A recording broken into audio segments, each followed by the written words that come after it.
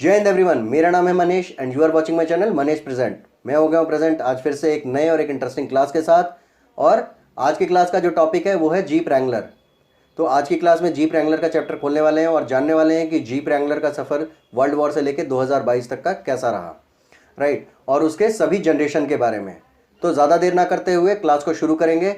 और उससे पहले अगर आप लोग चैनल पर नए हैं तो प्लीज़ चैनल को लाइक कीजिए, सब्सक्राइब कीजिए और बेल आइकन के नोटिफिकेशन को ऑन कर लीजिए, क्योंकि अगर आप लोग उसे ऑन नहीं करेंगे तो आने वाले क्लास के अपडेट्स आपको नहीं मिलेंगे। और हाँ, क्लास अच्छी लगे तो एक छोटा सा कमेंट ज़रूर कर दीजिए। Thank you so much. चलते हैं क्लास की तरफ।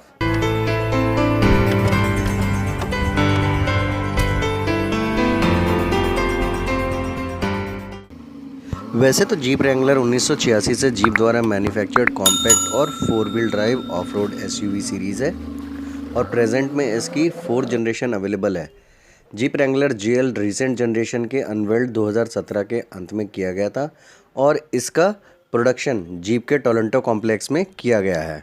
जीप रैंगलर की सभी जनरेशन विली ज़ेम्बी के इस मॉडल को धन्यवाद दे सकती हैं, जिसे वर्ल्ड वॉर में यूज़ के लिए डेवलप किया गया था। और कुछ लोग जीप के टाइटल के लिए यूजीएन को क्रेडिट देते हैं, क्योंकि यह एक रहस्यमय और पालतू दोस्त था।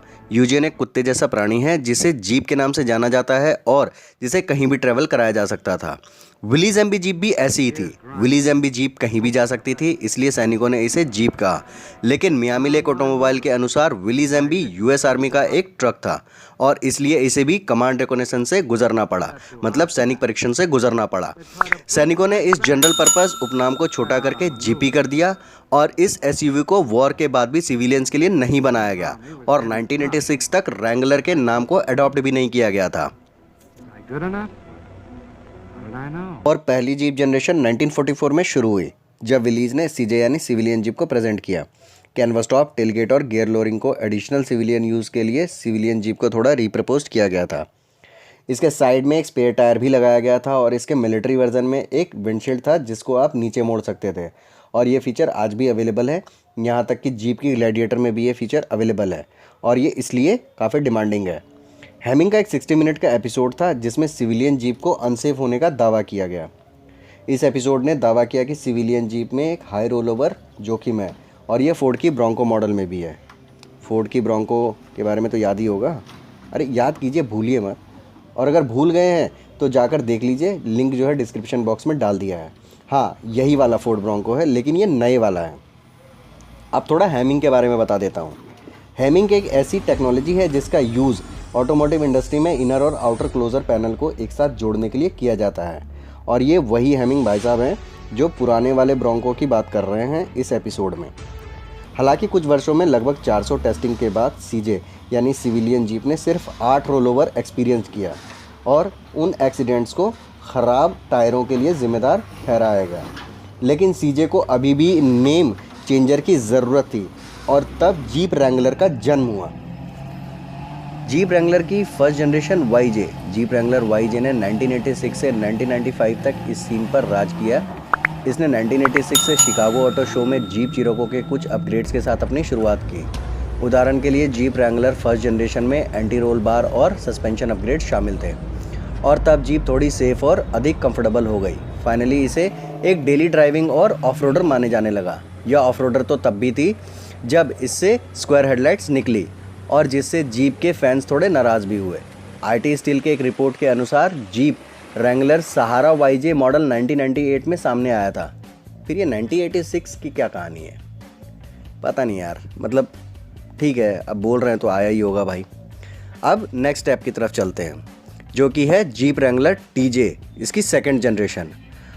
और आज इस जीप रैंगलर की जनरेशन को थोड़ा और जानते हैं। जीप रैंगलर टीजे 1996 से 2006 तक प्रोडक्शन में थी। इसके अलावा फैमिलियर राउंड शेप हेडलाइट्स 1995 में वापस आ गई। साथ ही फ्रेम और बॉडी को ज़्यादा ड्यूरेबल बनाने के लिए रीइंफोर्स किया गया था। टीजे जनरेशन में एयरबैग जैसे अपग्रेड्स के साथ एक कॉइल स्प्रिंग सस्पेंशन सिस्टम भी लगाया गया था। और फिर jeep Wrangler TJ Rubicon trim को पेश किया गया था and it was the first Rubicon where includes a lift and suspension enhancements.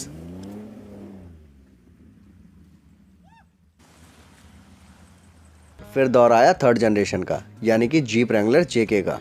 तो आज की टेक्सटिंग जनरेशन सोच सकती है कि जेके सिर्फ मजाक के लिए है, लेकिन ये रियलिटी है कि रैंगलर थर्ड जनरेशन, जिसके 4 डोर और बेशक 2 डोर वाले मॉडल ज़्यादा पॉपुलर रहे, लेकिन इनमें फैमिली और कार्गो के लिए जगह की कमी थी। यह जनरेशन 2006 से 2007 तक प्रोडक्शन में थी और इसमें स्टेबिलिटी कंट्रोल अवार्ड भी प्राप्त किया, और इसे भी सामने से 5 इंच नए प्लास्टिक फेंडर से चौड़ा किया गया था। जेके को नॉन क्रिटिकल इंपॉर्टेंट पार्ट्स के साथ बनाया गया था, जिससे कि जीपल को अपग्रेड और कस्टम मोड के लिए बहुत अधिक फ्लेक्सिबिलिटी मिल सके। और अब बात करते हैं जीप रैंगलर के last but not the least, jeep Wrangler JL 4th generation की। जीप रैंगलर जेएल ने 2018 में प्रोडक्शन में एंट्री किया। जीप रैंगलर 4th जनरेशन ने 2018 में अपनी शुरुआत की और आज भी प्रोडक्शन में है। जीप रैंगलर की यह जनरेशन बहुत अधिक कन्वीनियंट हो गई है, क्योंकि इसमें सॉफ्ट टॉप हार्ड टॉप दरवाज़ों को और विंडशील्ड को हटाना बहुत ईजी हो गया है। और अब एक स्मॉल ओवरव्यू जीप रैंगलर के 4th जनरेशन का। तो जब से जीप रैंगलर की असेंबली इंडिया में की जा रही है, तभी से इसमें 2.0 लीटर का टर्बो पेट्रोल इंजन दिया जा रहा है, जो कि 268 PS की पावर और 400 Nm का टॉर्क जनरेट करने के लिए कैपेबल है। इस इंजन की पावर डिलीवरी आपको हर स्टेप पर काफ़ी इम्प्रेस करेगी, क्योंकि इससे काफ़ी शानदार इनिशियल एक्सीलरेशन मिलता है। और अगर इसकी कैपेबिलिटी की बात करें तो अब तक का सबसे कैपेबल जीप रैंगलर यही है, क्योंकि इसमें 32 इंच के टायर, स्ट्रॉन्ग एक्सल ट्यूब, बड़े brake, 4x4 system, rigid steel skid plate और बहुत कुछ फिक्स किया गया है। और जीप रैंगलर को जितना आपने टफ़ ऑफरोडिंग पर ले जाने के लिए सोचा होगा, उससे कहीं अधिक टफ़ ऑफरोडिंग पर ले जाने के लिए ये तैयार की जाती है। और अब बताता हूँ इसके पैसिव सेफ्टी फ़ीचर के बारे में, फिर बताऊँगा इसके एक्टिव सेफ्टी फ़ीचर के बारे में। तो पहले पैसिव सेफ्टी फ़ीचर को समझिए। जीप रैंगलर आपको सेफ एंड सिक्योर रखने में मदद करने के लिए प्रोवेंटिंग फैसिलिटी के साथ जॉइंट स्मार्ट डिज़ाइन की एक प्रोवन ट्रेडिशन पर बेस्ड है। एक एडवांस फ्रंट और साइड एयरबैग सिस्टम के साथ हाई स्ट्रेंथ स्टील बीम, जो कि साइड इफेक्ट परफॉर्मेंस और व्हीकल स्टिफनेस में इम्प्रूवमेंट करता है। यह है पैसिव सेफ्टी फ़ीचर, जो कि एक्सीडेंट के बाद काम करती है, जैसे कि एयरबैग हो गया, है ना, या फिर साइड इम्पैक्ट बीम्स हो गए, ये सारी चीज़ें।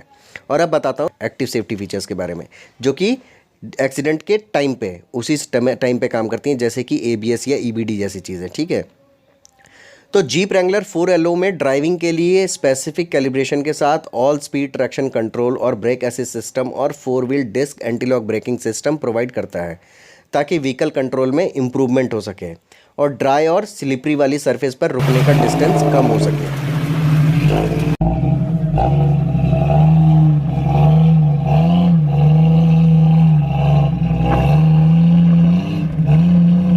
और जीप रैंगलर का smart design state of the art facility के साथ जोड़ती है, जो कि एक safe and secure ride provide करने में मदद करती है।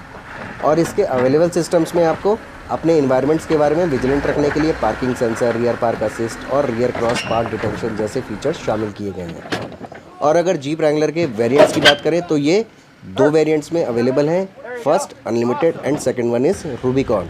तो दिल्ली के अंदर जो अनलिमिटेड का एक्स शोरूम प्राइस है वो 57,85,000 रुपीज़ है, और रूबिकॉन की बात करें तो रूबिकॉन का जो एक्स शोरूम प्राइस आता है वो 61,85,000 rupees. Thank you so much.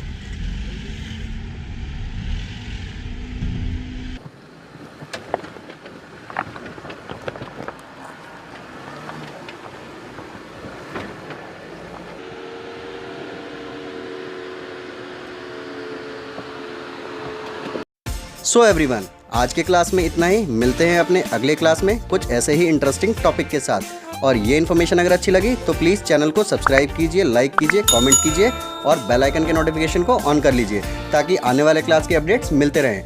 मिलते हैं अपने अगले क्लास में, तब तक के लिए जय हिंद, वंदे मातरम।